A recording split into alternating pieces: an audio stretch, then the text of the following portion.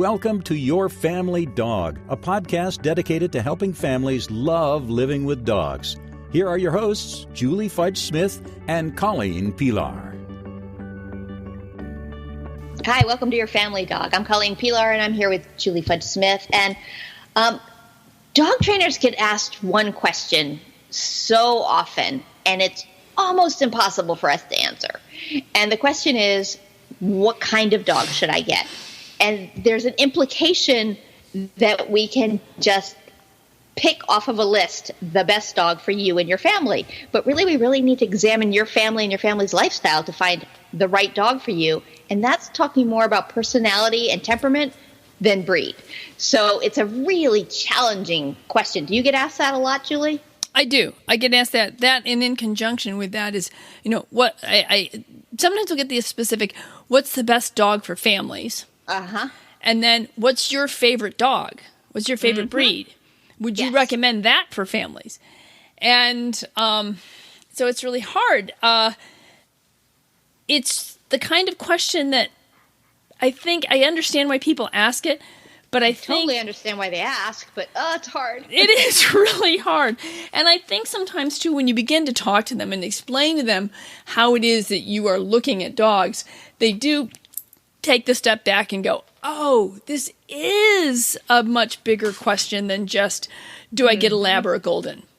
Mm-hmm. And I have an example. I had someone who called me and asked me to help her find a dog for her family. And she had 2 9-year-olds, twin, a boy and a girl, very bright, very responsible couple of kids. I liked them very, very much. They were the type of kids I really felt they were at the right age. They were highly motivated. And she wanted a smallish sort of dog and was looking at golden doodles or labradoodles. And she found a miniature one, a litter, and there were 2 left. And she said, would you go with us to assess them? I said, be happy to. So daughter Emma and I went and took a look at these 2 puppies. Now, she really liked one of them because his looks, he was absolutely adorable. He had just the perfect color. He was kind of blonde with a little hint of brown, and he was very curly, and his face was just perfect, and he was absolutely adorable. The little girl dog was scruffier. She had sort of stiff hair here and curly hair there, and her nose was probably a little bit too long, and she was very scruffy looking.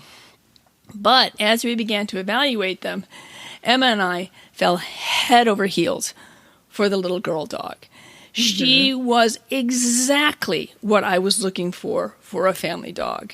When the kids sat down, she went, oh, peoples, kids! And she ran over and jumped in their laps and licked their faces and then just leaned into them. And then when they started playing, they threw a ball, and she'd run and get the ball, and then she'd go, oh, peoples! And she'd run back to the ball with them and drop it in their lap. And when they gave her a treat, she settled in right next to him. I think I need to eat this treat right next to you. That's just so great. And they'd pet her, and she'd lean into him. Whereas the little boy dog, and we were in their house, so this is not a new surrounding for this dog. But the little boy dog was much more interested in the surroundings, in sniffing the surroundings. And when we gave him a treat, he said, later, I'm over here.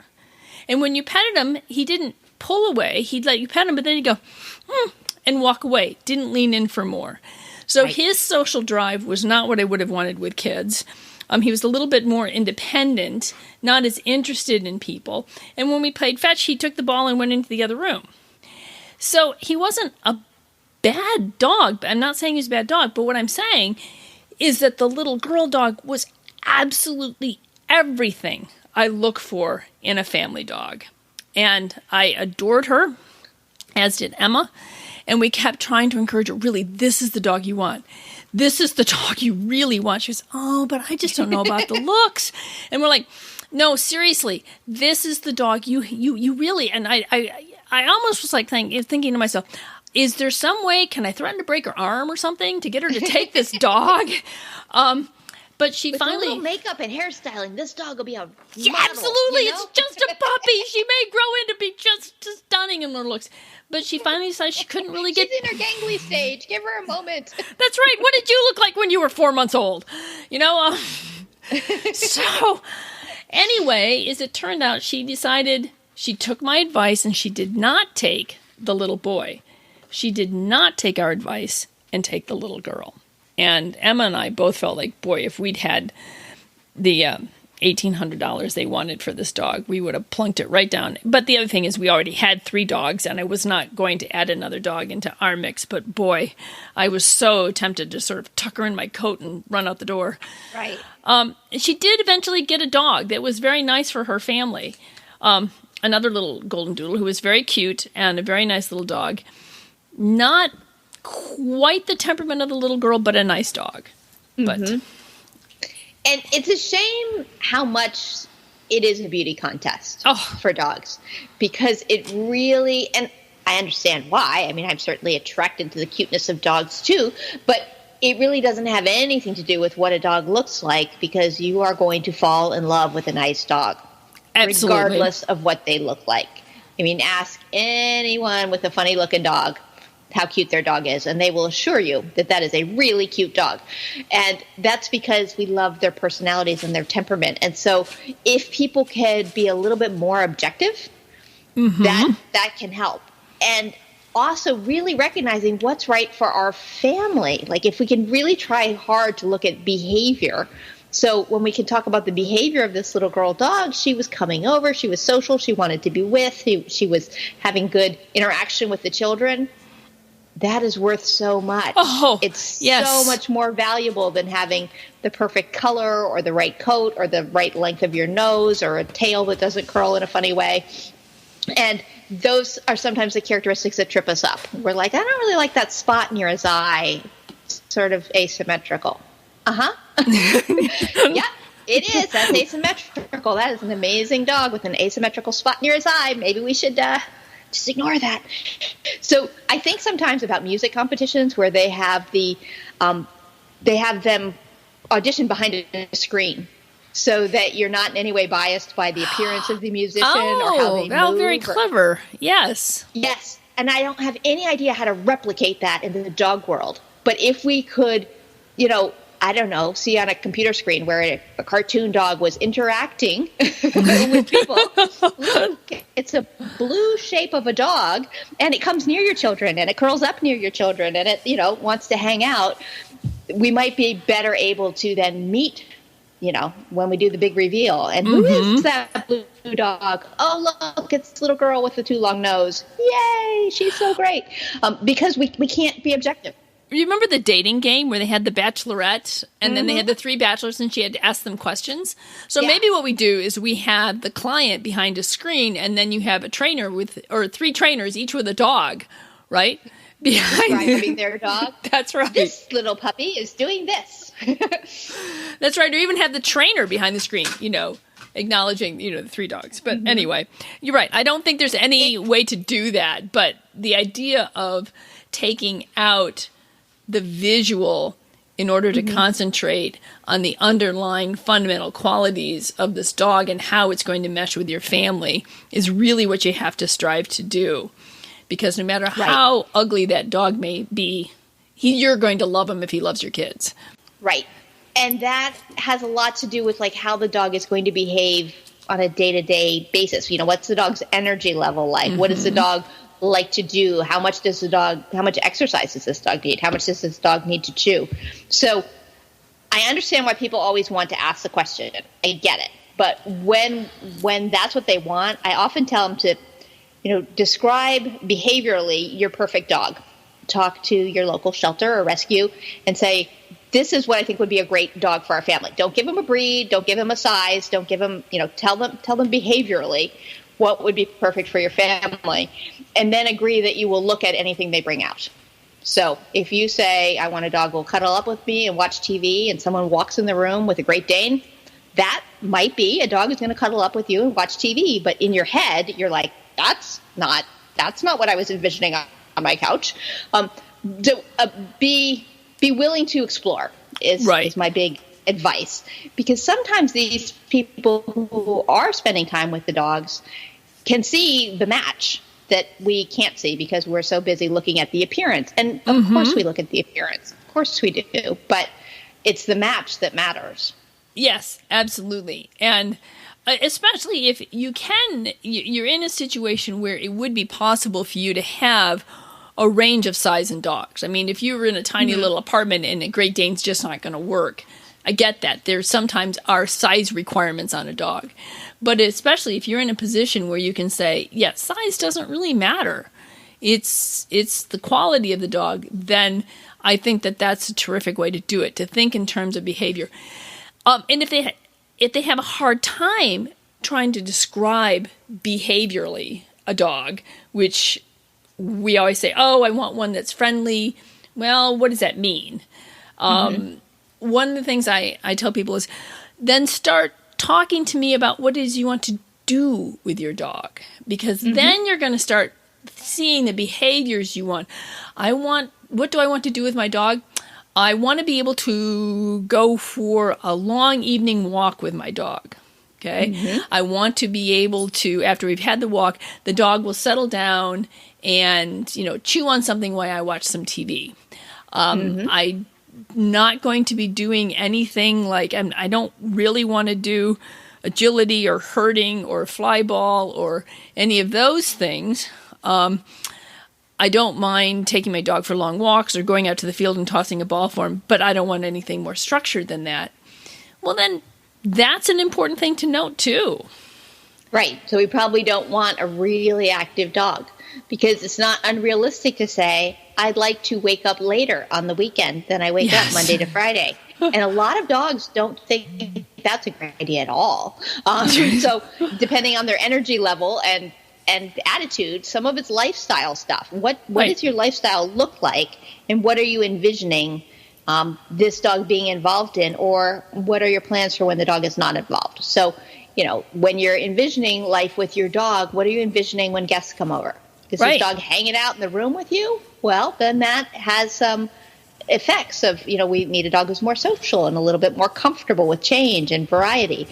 That kind of stuff. Thinking about how do we want to incorporate this dog into our lives, and really recognizing what your reality is versus what your aspirations are. Because, my aspirations are that I'm going to be super fit and, walk and do all sorts of great exercise and be on top of everything. And the reality is, walk about 2 miles and then I would like to be home. There are dogs who need a little bit more than 2 miles. So those dogs aren't a good match for me.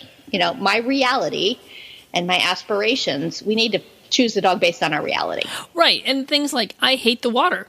I don't want to go to lakes. I don't want to go to ponds. Then don't get a dog that's really water motivated. Yeah. One of the things I have found with most retrievers is you make their day when you take them to some place that has a water feature. Be it a pond or a creek or something like that. And if you really don't like wet dog smell and you really don't like being in the water, then should incorporate, take into account some of the dogs that you may or may not want, because there are some dogs that just live to go in the water. Right. And the flip side of that is, just because a dog is of a breed that might be prone to that doesn't mean they will like it. Because I had a Labrador who thought water was not very good. So we would go to the lake and he would stand on the shore looking very sad when I would get too far from him. He was just like, you're going to drown and I'm going to be sad, but I'm not getting in there. There's nothing is going to make me get in there. And so if we're stereotyping your average Labrador, that's not the case. But that was the case for mine. So really looking at, if you love the water, let's find a dog who loves the water. And if you love being really active and wanting to do things with your dog, you're a jogger and you want a dog to jog with you, let's not get a dog with a snub nose. Probably not going to be a good jogging partner for you, because breathing-wise, they're not going to be compatible with that. I rarely see pugs out jogging. Yeah. It just doesn't work particularly well. Or bulldogs, for that matter. Right. Or the other thing is be realistic about how much time you actually have for the dog. If you're working full time, what are we talking about here? How much time do you actually have? And so you might not find that a really active dog is a good one for you to have, because you simply don't have the time. Or when you get home from work, you don't want to devote the entire rest of the day to making sure that this active dog is busy. You may want to have the active dog on the weekend, But you have to think about the whole week, not just the weekend. Right. Not just Saturday. It can't just be a Saturday dog. It's got to be a 7-day-of-the-week dog.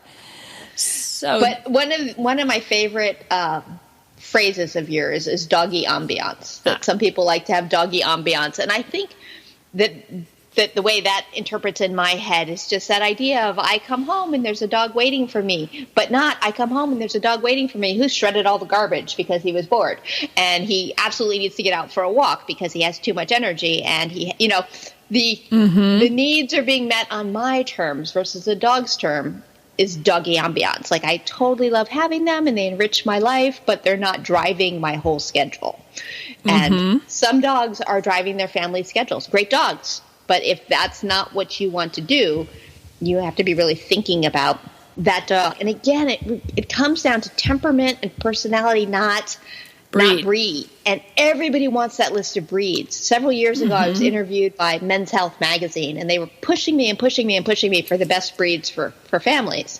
And I was doing no, and I'm telling them why, and this whole article, and they get it. They're like, fine, I get it. You won't give us a list of best breeds.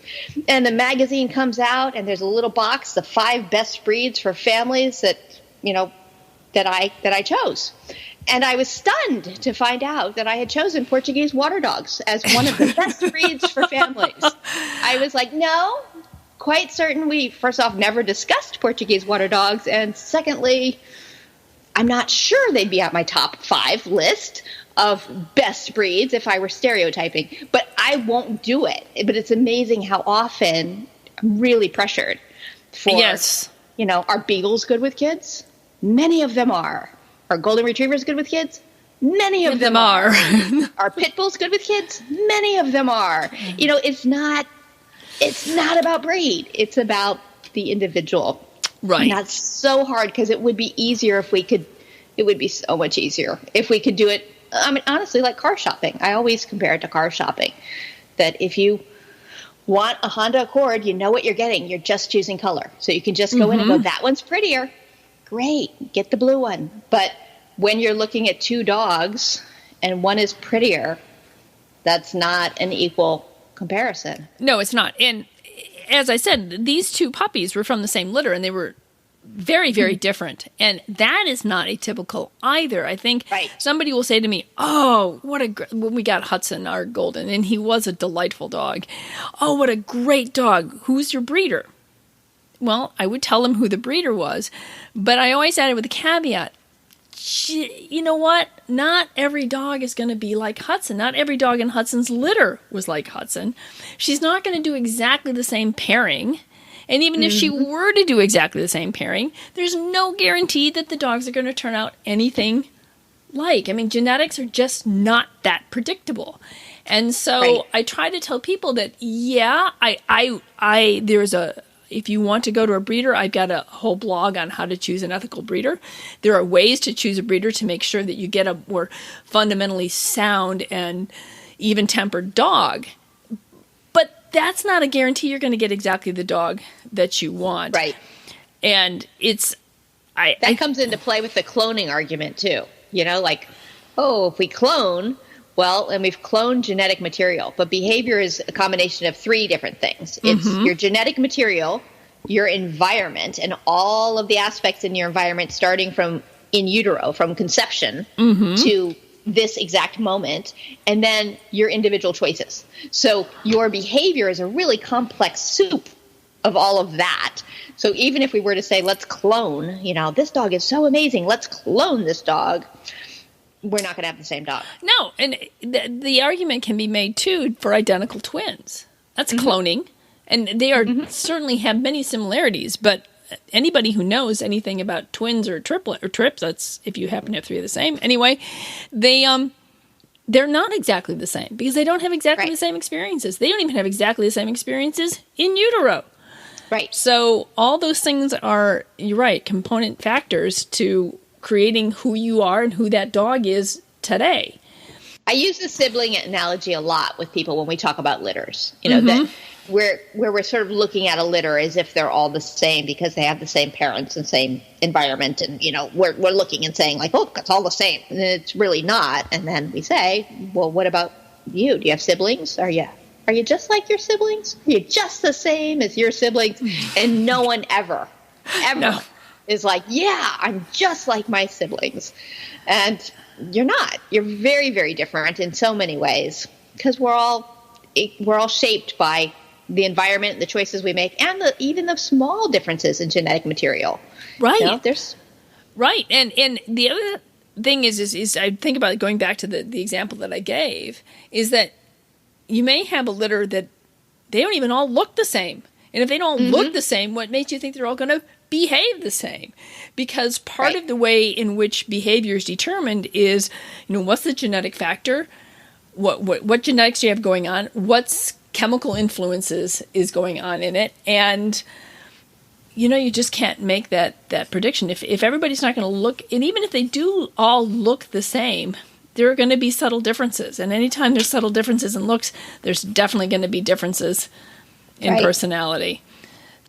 And there's your personality as it is what it is. And it's great. We like you. You're terrific. So when you're finding a dog, we want to find a dog that matches your personality. And a number of years ago, I had this lovely client. I really liked this man. He was so nice. And he adopted 2 border collies. And he was like a big, gruff, blustery guy, yeah. And his dogs were Megan and Morgan. I think I may have even mentioned them previously. Sometime I've talked about Megan and Morgan. And he would yell to them to come, like, Megan, come! And it was a little overwhelming to these soft border collies. They'd be like, oh, all right. And they did like him, but he scared them. And then they would get all the way to him, and he would be so proud of them for coming that he would beat them on the ribs as if they were Labradors or Rottweilers or Boxers or, the dogs who really love some hard physical contact. And so these poor little border collies would just be like, and he's hitting me. But he was intending it nicely. It was just a bad match. A really nice man who totally loved his dogs, who had the wrong dogs for his family. It worked out fine. They lived together forever. But these dogs, they loved his wife more, and he never quite understood why. And it was so clear to everyone in the entire world why Megan and Morgan were slightly more comfortable with his wife, because she was just a little less intense personality. Yes. Yeah. And so there's nothing wrong with who you are, but sometimes our matches aren't right. And that's what it comes down to. So finding the right dog for you is, your family has a personality of it, the unit, but each of us individually has personalities, and we need to find dogs that are really going to roll with our family lifestyle and what we like to do and how we like to do it. I think too, it is important then, if you're going to get a family dog, just sit down and everybody talk about, if you had to name one personality trait or one activity for your dog that really means the most to you, have everybody put those down and find out how much you overlap. And can you have a dog that is going to come close to meeting the needs of the family? Right. That's the kind of personality you're going to be looking for. Yes. So, we assure you that dog will be gorgeous and adorable, even if it has asymmetrical spots or a crooked tail or 3 legs, whatever. It's going to be so cute. You can hardly stand it once you've brought this dog into your family and made it your own. That's right, because personality trumps looks every single time. Yeah. Every time. There's not an exception to that rule. It just does.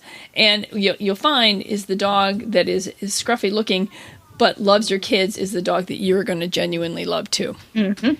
So, and that's going to be a much better chance of success within your family and everybody being happy. So, I think that wraps that up. Is there anything you want to do to summarize this, Colleen, other than personality trumps looks every single time? I think that sums it up pretty well, but the way we can get there to find the right personality is to really have those honest questions about what does our lifestyle currently look like, and what would we really love for a dog in our lives to be like? Do you want to be really active with your dog? Do you want to be kind of just hanging out with your dog? What are you looking for?